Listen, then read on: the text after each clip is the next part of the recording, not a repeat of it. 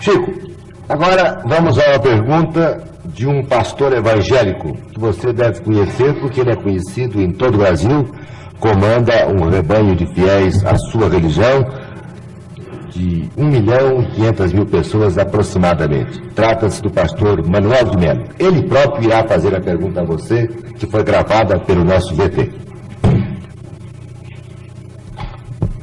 Carlos Xavier, meus cumprimentos.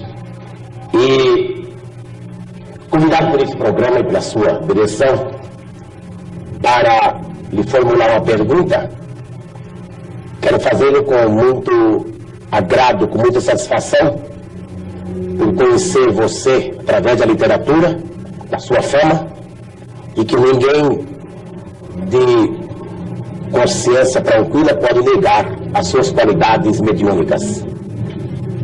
Você, como uma das maiores autoridades espírita ou espiritualista deste país, para não dizer deste continente, por gentileza me responda a esta pergunta, que está sendo formulada em meu nome pessoal e em nome de toda a minha organização, isto é, de 1,5 milhão de fiéis que representam nesse país e de cerca de 4.000 pregadores que tenho a honra de liderar. O Espiritismo, Xavier, tem um ponto que se choca profundamente, teologicamente falando, com os princípios bíblicos que defendemos nós os evangélicos. É exatamente aquele ponto da reencarnação. Isto é, cada pessoa que nasce é sempre reencarnação de uma pessoa que faleceu, de uma pessoa que morreu. Assim, é apregoado e ensinado pelos espíritas no mundo inteiro. Para esclarecimento dos telespectadores desta rede enorme de televisão, deste horário, em nosso pinga-fogo, esclareça o seguinte: Deus criou Adão e Eva.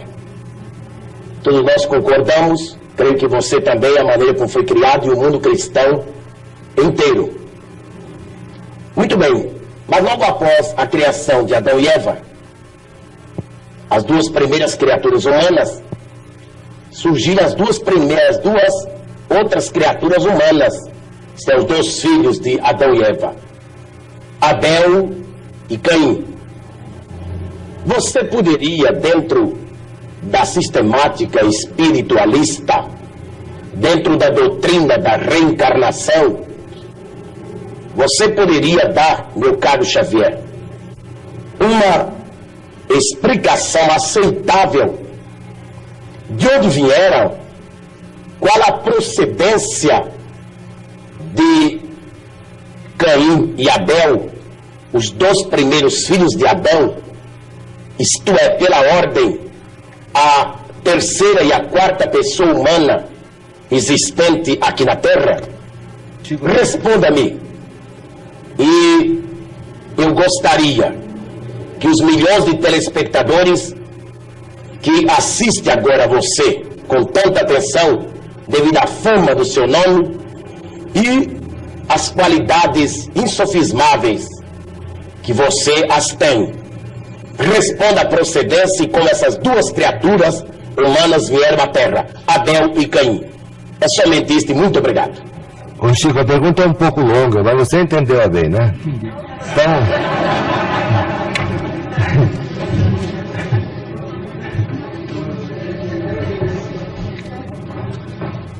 A pergunta do nosso caro amigo, que nos interpela a respeito do texto bíblico, está emoldurada de tamanho carinho que inicialmente nós agradecemos esse tom de fraternidade e ternura humana com que ele emoldura a questão para se dirigir a nós. Muito obrigado ao nosso caro pastor evangélico, senhor Manuel de Melo, que nós todos admiramos como sendo o orientador desse grande e brilhante movimento que é Cristo para o Brasil. mas sem desejar fazer contra-perguntas, porque às vezes a contra-pergunta não é uma prova de consideração para quem perguntou, mas a Bíblia é o nosso livro santo, livro de todos os cristãos. Nós, os espíritas evangélicos, nos detemos no Testamento Novo para compreender a essência dos ensinamentos de nosso Senhor Jesus Cristo e daqueles que o sucederam, os apóstolos da causa evangélica. Não temos maior intimidade com o Velho Testamento, entretanto pedimos permissão ao nosso caro pastor evangélico, Sr. Manuel de Melo, para considerar que no livro de Gênesis, no capítulo 4, versículos 16 e 17, vamos encontrar uma questão muito interessante para nossos estudos em conjunto, porque nós todos somos estudantes das letras sagradas.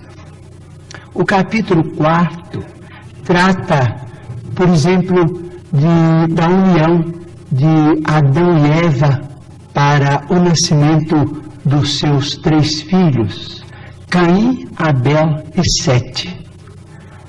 Sabemos por esse texto, o capítulo 4 do livro de Gênesis de Moisés, que Caim exterminou Abel. Entretanto, nos versículos 16 e 17, nós encontramos uma informação muito curiosa, a informação de que Caim, em se retirando da face de Deus, se dirigiu para uma cidade ou uma terra chamada Nod, onde ele desposou aquela que foi sua esposa e teve com ela uma grande descendência. Então, estamos perguntando se determinados textos do Antigo Testamento não seriam códigos que nós precisamos estudar com mais segurança para não cairmos, por exemplo, em contradição do ponto de vista literal. Nós precisamos estudar com técnicos e pesquisadores de história, que nós os temos hoje em todas as direções. Digo isso com o máximo respeito, porque se Caim matou Abel antes do nascimento de Sete, mas casou-se numa cidade chamada Nod, onde encontrou a sua mulher, aquela que foi sua esposa, e com ela teve uma grande descendência, o assunto exige estudos especiais de nós todos. Porque, segundo a criação no jardim edênico, a família inicial teria sido constituída pelas 4 pessoas às quais se refere o nosso caro pastor evangélico, Sr. Manuel de Melo: Adão, Eva e os 2 filhos primeiros do casal. Vamos estudar então a questão com respeito à reencarnação. Mas o Manuel de Melo tem que estudar também, né? Todos nós. Então vamos chegar a algum lugar.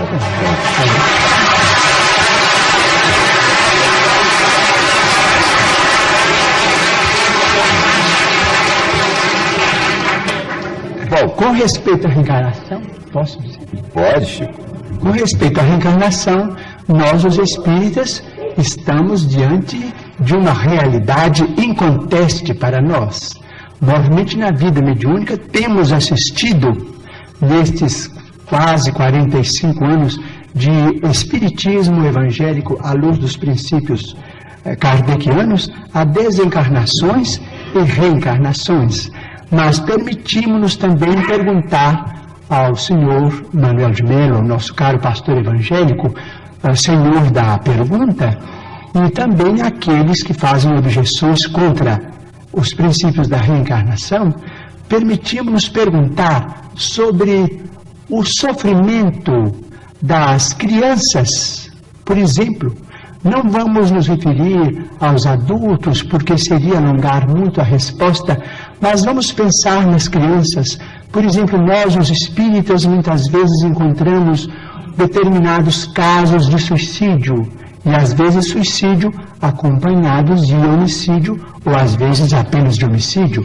Mas vamos encontrar esses problemas do complexo de culpa levado para além desta vida, e depois esse complexo de culpa renascido com aquele que é responsável por ele através de sofrimentos que só podemos entender através da reencarnação. Por exemplo, muitas vezes temos encontrado, por exemplo, irmãos nossos suicidas que dispararam um tiro contra o coração e que voltam com a cardiopatia congênita ou com determinados fenômenos que a medicina classifica dentro da chamada tetralogia de Fallot. Nós vimos companheiros que quiseram morrer voluntariamente pelo enforcamento e que voltam com a paraplegia infantil, comumente chamada de enfermidade de Lytton. Nós vemos muitos daqueles que preferiram o veneno e que voltam com malformações congênitas, com problemas miopáticos, com o mixedema, aqueles que às vezes violentam o próprio ventre e que voltam também sofrendo as tendências e que às vezes acabam se desencarnando com o chamado infarto mesentérico.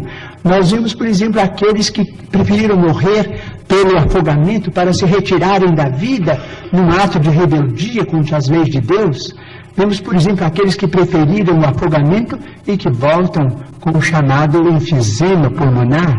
Aqueles que dispararam tiros no próprio crânio e que voltam com tantos fenômenos dolorosos, como, por exemplo, a idiotia, a acromegalia, quando o tiro, vamos dizer, quando o projétil alcança a hipófise, porque nós estamos em nosso corpo físico subordinado ao nosso corpo espiritual. Então, principalmente nos fenômenos, os fenômenos decorrentes do suicídio por tiro no crânio são muito dolorosos, porque vemos a surdez, a cegueira, a mudez congênitas, e vemos este sofrimento em crianças incompatíveis com a misericórdia de Deus, porque nós sabemos que Deus não quer a dor. Diz Emmanuel, se Deus quisesse a dor, Ele não teria nos dado anestesia através da medicina. A dor é uma criação nossa. Chegamos ao além com determinado complexo de culpa e pedimos para voltar ao corpo, trazendo as consequências de nossos próprios atos menos felizes. Então, pedimos ao Senhor Manuel de Melo, nosso caro pastor evangélico, que tem trabalhado tanto e cujo mérito nós todos reconhecemos e reverenciamos, para pensar conosco nestes problemas. Muito bem. Chico Xavier